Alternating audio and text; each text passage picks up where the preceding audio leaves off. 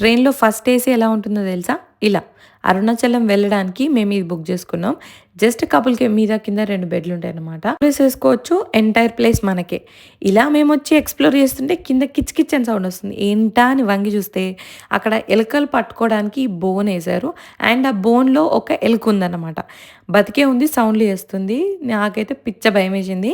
కానీ అక్కడ ఎలాంటి ఇష్యూస్ వచ్చినా ఎవరికి కాల్ చేయాలి అని నెంబర్‌లు రాసుంటే వాళ్ళకి కాల్ చేసాం. మా నిఖిల్ కాల్ చేసిండు. సో, కాసేపయినంక వచ్చిర్రు. కంప్లెయింట్ రైజ్ చేశారు గదా అని. వీళ్ళొచ్చి చూసి ఫోటోలు తీసుకొని యాక్చువల్ పర్సన్ వేరే వాళ్ళొస్తారు. ఆళ్ళు తీసుకెళ్తారు అని చెప్పారనమాట.